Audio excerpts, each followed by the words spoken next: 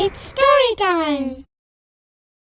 யாருக்கும் கிடைக்காத அனுபவம் தனக்கு கிடைக்கணும்னு தேடி போன ஒரு சிறுவனுக்கு என்ன அனுபவம் கிடைச்சிச்சுன்னு இந்த கதையில பார்க்கலாம். இது வரைக்கும் நம்ம சேனலுக்கு சப்ஸ்கிரைப் பண்ணலைன்னா உடனே சப்ஸ்கிரைப் பண்ணி பக்கத்தில் இருக்கிற பெல் பட்டனை கிளிக் பண்ணுங்க. ஸ்டோரி டைம் தமிழ் சேனலுக்காக உங்களுடன் ரவிசங்கர் பாலச்சந்திரன். கதையை கேட்கலாம் வாங்க. நல்லமலா மலையோட ஒரு பகுதியா திகுவமெட்டான்னு ஒரு கிராமம் இருந்துச்சு. அந்த கிராமத்தில் இருந்த தன்னோட மாமாவை பார்க்கறதுக்காக ராம்பாபுன்னு ஒரு சின்ன பையன் அந்த கிராமத்துக்கு வந்திருந்தான். திகுவமெட்டா கிராமத்திலேருந்து கொஞ்சம் தொலைவில் இருக்கிற ஜம்மாலமடுகுங்கிற ஊரில் தான் ராம்பாபு படிச்சுக்கிட்டு இருந்தான். 4 நாளைக்கு பள்ளிக்கூடம் விடுமுறை விட்டா கூட அந்த 4 நாளைக்குள்ள தனக்கு ஏதாவது ஒரு புது அனுபவம் கிடைக்கணும் அப்படின்னு ராம்பாபு ரொம்பவே எதிர்பார்ப்பான். அவனோட ஆசையை கிளறி விடுற மாதிரி போன தடவை அவனோட ஊருக்கு வந்திருந்த அவனோட மாமா தனபால், உனக்கு அடுத்த தடவை விடுமுறை கிடைக்கும்போது நீ திகுவமெட்டா கிராமத்துக்கு வா, அங்க ஒரு ரயில்வே சுரங்கப்பாதை இருக்கு, ஊர் மக்கள் எல்லாம் அத மலை குகை அப்படின்னு சொல்லுவாங்க. 1 கிலோமீட்டர் அளவுக்கு நீளமா இருக்கிற அந்த ரயில்வே சுரங்கப்பாதை வழியா ரயில் வரதையும் போறதையும் பார்க்கறதே அவ்வளவு நல்ல அனுபவமா இருக்கும் அப்படின்னு சொன்னாரு. தனபால் திகுவமெட்டா கிராமத்துல ரயில்வே ஸ்டேஷன் மாஸ்டரா இருந்தாரு. அவரை பார்க்கறதுக்காக வந்திருந்த ராம்பாபு அவருக்காக ஒதுக்கப்பட்ட குடியிருப்புல இல்லாம அவரு கூட ஸ்டேஷன்லயே இருந்தான். அந்த ஸ்டேஷன்ல தண்டவாளங்கள் சரியா இருக்கா அப்படின்னு மேற்பார்வை பார்க்கற கலாசிங்கிற வேலையில கங்காராம்னு ஒருத்தர் இருந்தாரு. தனபால் ராம்பாபுவை கங்காராமுக்கு அறிமுகப்படுத்தி வச்சாரு. அவரு கங்காராம் கிட்ட, நீ தண்டவாளங்களை சரி பார்க்க போகும்போது இவனையும் கூட கூட்டிக்கிட்டு போ, மலை குகைய பார்க்கணும் அப்படிங்கிற ஆர்வத்துல இவன் ஊர்லேருந்து வந்திருக்கான் அப்படின்னு சொன்னாரு. கங்காராமுக்கு 40 வயசு ஆயிருந்தாலும் அவருக்கு குழந்தைகள் இல்லை. அதனால துருதுருன்னு இருந்த ராம்பாபுவை பார்த்த உடனே கங்காராமுக்கு அவனை ரொம்பவே பிடிச்சு போச்சு. தனபால் அங்கேருந்து போன உடனே அவரு ராம்பாபு கிட்ட, உனக்கு அந்த மலை குகைக்குள்ளேந்து ரயில் வரதையோ போறதையோ தூரத்திலேருந்து பார்த்தா மட்டும் போதுமா? அப்படி இல்லைன்னா அந்த மலை குகைக்குள்ள இருக்கிற தண்டவாளத்தோட முழு நீளத்தையும் நடந்து போய் பார்த்துட்டு வரணுமா அப்படின்னு கேட்டாரு. ராம்பாபு அவர்கிட்ட, எனக்கு முதல்ல தண்டவாளத்தோட முழு நீளத்தையும் நடந்து பார்க்கணும், அதுக்கு அப்புறமா அந்த மலை குகைக்குள்ளேந்து ரயில் வெளியே வர்றதையும் பக்கத்திலேந்து பார்க்கணும் அப்படின்னு சொன்னான். அவனோட ஆர்வத்தை புரிஞ்சுக்கிட்டு கங்காராமும், அப்படின்னா நாம ஒன்று செய்யலாம், பகல்ல போய் பார்க்கறத விட ராத்திரி போய் பார்ப்போம். நடு ராத்திரியில ஒரு ரயில் அந்த மலை குகைக்குள்ள போகும். அது போறதுக்கு முன்னாடி மலை குகையோட மொத்த தண்டவாளமும் சரியா இருக்கான்னு மேற்பார்வை பார்க்கற வேலை எனக்கு இருக்கு. நான் உன்னையும் கூட கூட்டிக்கிட்டு போறேன், ஆனா உன்னால ராத்திரி தூக்கம் முழிக்க முடியுமா அப்படின்னு கேட்டாரு. ராம்பாபு உடனே, நான் ராத்திரி தூக்கம் முழிக்கிறேன், நாளைக்கு அதுக்கு சேர்த்து வச்சு பகல்ல தூங்கிக்குவேன் அப்படின்னு சொன்னான். ராத்திரி 10 மணிக்கு மேல அவங்க 2 பேரும் திகுவமெட்டா ரயில்வே ஸ்டேஷன்லேருந்து கிளம்பினாங்க. தனபால் கங்காராம் கிட்ட, இவனை உன் கூடவே வச்சுக்கோ, தனியா எங்கேயும் அனுப்பிடாத அப்படின்னு சொன்னாரு. கங்காராமும் அவர்கிட்ட, நான் பார்த்துக்கிறேன், நீங்க கவலைய விடுங்க அப்படின்னு சொல்லிட்டு ராம்பாபுவை கூட்டிக்கிட்டு கிளம்பினாரு. அவரு கையில ஒரு பெரிய இரும்பு வாளி இருந்துச்சு. அதுக்குள்ள கொஞ்சம் கயிறு, ஒரு பெரிய சாக்கு, அதை தவிர 2-3 பெரிய அளவிலான ஸ்பேனரும் ஒரு சுத்தியலும் வச்சிருந்தாரு. மலை குகைக்குள்ள நடந்து போற பாதைக்கு வெளிச்சம் தெரிய ஒரு பெரிய தீப்பந்தத்தையும் அவரு கொண்டு வந்திருந்தாரு.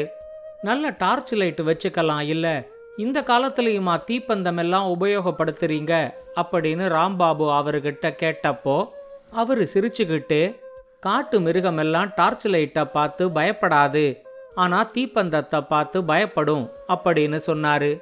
காட்டு மிருகத்தையும் பார்க்கறதுக்கு ஒரு வாய்ப்பு இருக்குன்னு தெரிஞ்ச உடனே ராம்பாபு இன்னமே ரொம்ப பரபரப்பாயிட்டான். அவங்க 2 பேரும் ஏதேதோ பேசிக்கிட்டு தண்டவாளத்து வழியா நடந்து போய்கிட்டு இருந்தாங்க. கங்காராம் ராம்பாபு கிட்ட, இந்த மலைப்பாதையில ரயில் வர்றத பார்க்கும்போது ஒரு பெரிய டிராகனே வர்ற மாதிரி இருக்கும் அப்படின்னு சொன்னாரு. அப்பவே ராம்பாபுவுக்கு இன்னைக்கு ராத்திரி தனக்கு ஒரு நல்ல அனுபவம் கிடைக்க போகுது அப்படின்னு புரிஞ்சிடுச்சு. 2 மணி நேரம் நடந்ததுக்கு அப்புறம் அவங்க மலை குகையோட கிழக்கு வாசல் பகுதிக்கு வந்து சேர்ந்தாங்க. இன்னும் ரயில் அந்த மலை குகை பகுதிக்கு வர்றதுக்கு 2 மணி நேரம் இருந்துச்சு. மலை குகையோட வாசல் பகுதியில் உக்காந்து கங்காராம் அந்த தீப்பந்தத்தை பத்த வச்சாரு. ஆந்தை கத்துற சத்தமும் தூரத்துல எங்கேயோ ஒரு நரி ஊளையிடுற சத்தமும் ராம்பாபுவுக்கு நல்லாவே கேட்டுச்சு.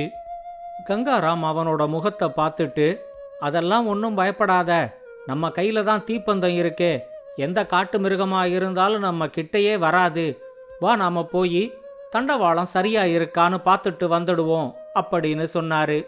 அவங்க 2 பேரும் மெதுவா மலை குகைக்குள்ள நடக்க ஆரம்பிச்சாங்க. ராம்பாபு தான் தீப்பந்தத்தை பிடிச்சிருந்தான். கங்காராம் ஒரு கையில அந்த இரும்பு வாளியையும் இன்னொரு கையில ஒரு ஸ்பேனரை வச்சு தண்டவாளத்தை அங்கங்க தட்டிக்கிட்டே வந்தாரு.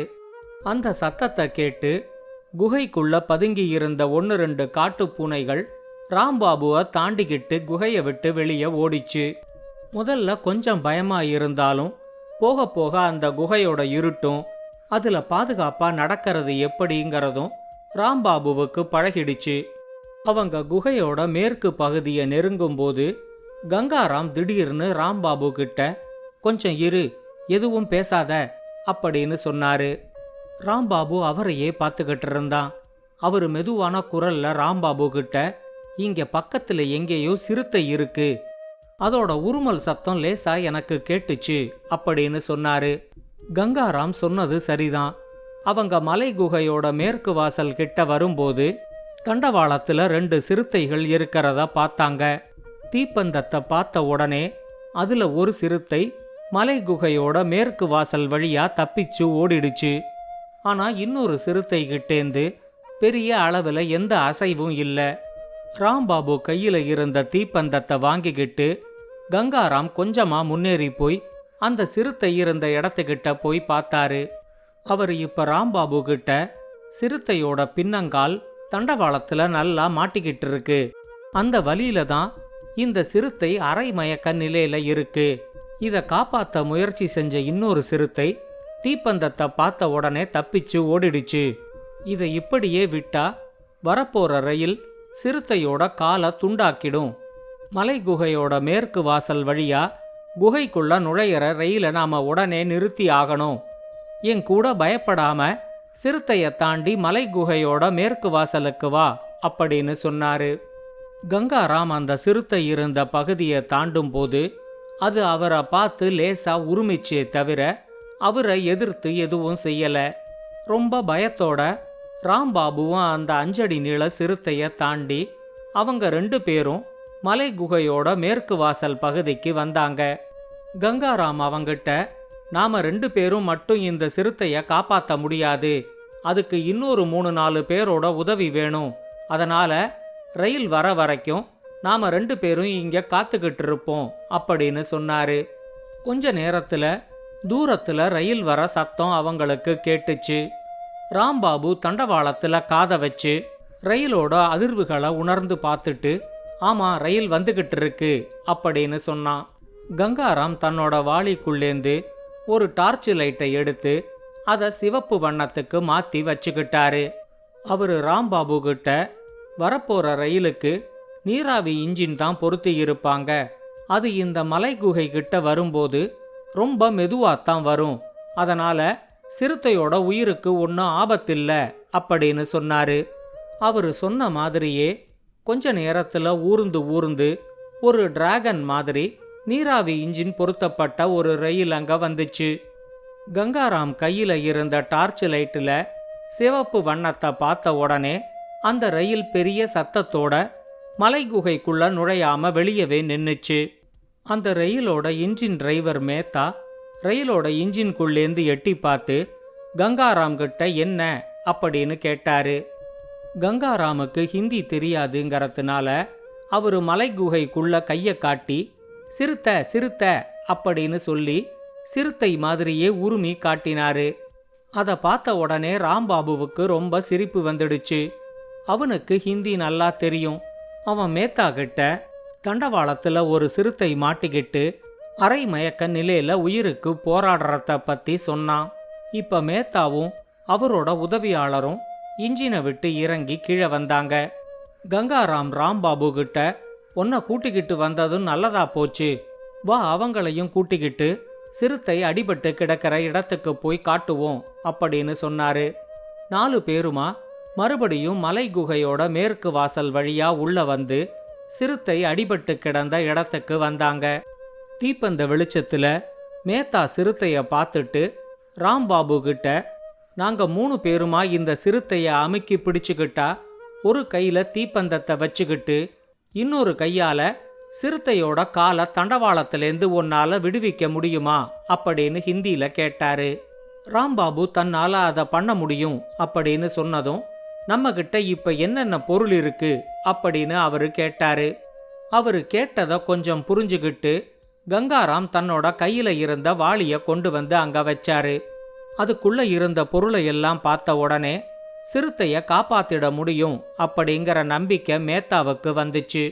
இப்ப மேத்தா ராம்பாபு கிட்ட, சிறுத்தையோட கால்ல ரொம்ப அடிபடல, ஆனா தண்டவாளத்துல மாட்டிக்கிட்டதால அதால காலை வெளியே எடுக்க முடியல, அது ஒண்ணுதான் இப்ப பிரச்சனை. ரொம்ப நேரமா சாப்பிடாததுனாலையும் அந்த வலினாலையும் அது அரை மயக்கத்துல இருக்கு. ஆனா தண்டவாளத்திலேருந்து காலை விடுவிச்சதும் அது சுத்தி இருக்கிறவங்கள தாக்கறதுக்கு முயற்சி செய்யலாம். அதனால நான் சொல்றத கவனமா கேட்டுக்கோ. தீப்பந்தத்தை ஒரு கையில பிடிச்சுக்கிட்டு இன்னொரு கையால நீ சிறுத்தையோட காலை தண்டவாளத்திலேருந்து விடுவிக்க போற. விடுவிச்ச உடனே தீப்பந்தத்தை எங்கிட்ட கொடுத்துட்டு நீ டார்ச் லைட்டை வாங்கிக்கிட்டு நேர நீராவி இன்ஜின் இருக்கிற இடத்துக்கு ஓடு. எந்த இடத்த அழுத்தினா இன்ஜின்லேருந்து ஹார்ன் சத்தம் வருங்கிறத நான் உனக்கு சொல்லி கொடுக்கறேன். அதை நீ விடாம அழுத்துற அதே சமயத்துல நாங்க சிறுத்தைய விடுவிப்போம். இப்ப அது ரயில் இன்ஜின் சத்தத்தை கேட்டும் தீப்பந்தத்தை பார்த்தும் பயந்துகிட்டு மலை குகையோட கிழக்கு வாசலை நோக்கி ஓட ஆரம்பிக்கும். அரை மயக்க நிலையில இருந்தாலும் அதால குகை முழுக்க ஓடி கிழக்கு வாசல் வழியா வெளியே தப்பிச்சு ஓடிட முடியும். இரும்பு வாளிக்குள்ள இருக்கிற எல்லா பொருட்களையும் எடுத்துட்டு இரும்பு வாளியால சிறுத்தையோட தலைய மூடிக்கிட்டு நாங்க எல்லாருமா சிறுத்தைய அமுக்கி பிடிக்கும்போது நீ தீப்பந்தத்தோட வெளிச்சத்துல சிறுத்தையோட காலை விடுவிக்கணும். உனக்கு இதெல்லாம் புரியுதா, இல்ல ஏதாவது சந்தேகம் இருக்கா அப்படின்னு கேட்டாரு. ராம்பாபு தனக்கு எந்த சந்தேகமும் இல்ல அப்படின்னு சொன்னதும் மேத்தா இரும்பு வாளிய மட்டும் எடுத்துக்கிட்டு போய் திடீர்னு அதை சிறுத்தையோட தலையில கவுத்து விட்டு அந்த வாளிக்குள்ளேந்து சிறுத்தை தலையை எடுக்க முடியாத மாதிரி பார்த்துக்கிட்டாரு. அதுக்காகவே காத்துக்கிட்டு இருந்த மாதிரி மற்ற 2 பேரும் சிறுத்தையோட உடம்பையும் கால்களையும் சாக்க போட்டு மூடி அழுத்தி பிடிச்சுக்கிட்டாங்க. மேத்தா ராம்பாபு கிட்ட சிறுத்தையோட கால்களை விடுவிக்க சொன்னாரு. ராம்பாபு ஒரு கையில தீப்பந்தத்தை பிடிச்சுக்கிட்டு இன்னொரு கையால சிறுத்தையோட காலை தண்டவாளத்திலேருந்து விடுவிச்சான். சிறுத்தையும் அதே நேரத்துல காலை உதச்சுக்கிட்டதுனால தண்டவாளத்திலேருந்து அதோட காலை விடுவிக்கிறது ராம்பாபுவுக்கு கொஞ்சம் சுலபமாவே இருந்துச்சு. இப்ப அவன் தன்னோட கையில இருந்த தீப்பந்தத்தை மேத்தா கிட்ட கொடுத்துட்டு டார்ச் லைட்டை எடுத்துக்கிட்டு அந்த வெளிச்சத்துல நீராவி இன்ஜினை நோக்கி ஓடினான். மேத்தா சொல்லி கொடுத்த மாதிரியே இன்ஜின்லேருந்து ஹார்ன் சத்தத்தை ஒலிக்க விட்டதும் அவங்க 3 பேரும் சிறுத்தைய விடுவிச்சாங்க. சிறுத்தை தன்னோட தலையில கவுத்திருந்த இரும்பு வாளிய தள்ளிவிட்டு ஒரே பாய்ச்சல்ல மலை குகையோட கிழக்கு வாசலை நோக்கி ஓட ஆரம்பிச்சுது. இப்பதான் எல்லாருக்கும் கொஞ்சம் நிம்மதியா இருந்துச்சு. சொன்னதை புரிஞ்சுக்கிட்டு சரியா பண்ண அப்படின்னு மேத்தா அவனை ரொம்பவே பாராட்டினாரு.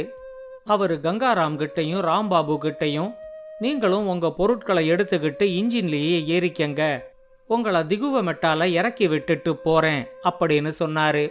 குகை வழியா டிராகன் மாதிரி வர ரயில பார்க்கற அனுபவம் மட்டும் தனக்கு கிடைக்கும் அப்படின்னு நினைச்சு போன ராம்பாபுவுக்கு ஒரு சிறுத்தைய காப்பாத்தின அனுபவம், இன்ஜினோட ஹார்ன் சத்தத்தை ஒலிக்க விட்ட அனுபவம், அதே இன்ஜின்ல மலை குகை வழியா பயணம் செஞ்ச அனுபவம்னு எல்லா அனுபவமும் சேர்ந்தே கிடைச்சது. இந்த கதையை பத்தின உங்களோட கருத்துக்களை ஸ்டோரி டைம் தமிழ் யூடியூப் சேனல்லையும் பாட்காஸ்ட்லையும் பின்னூட்டத்தில் கமெண்ட்ஸாக பதிவு பண்ணுங்க. இந்த கதை உங்களுக்கு பிடிச்சிருந்தா லைக் பண்ணுங்க, கமெண்ட் பண்ணுங்க, ஷேர் பண்ணுங்க.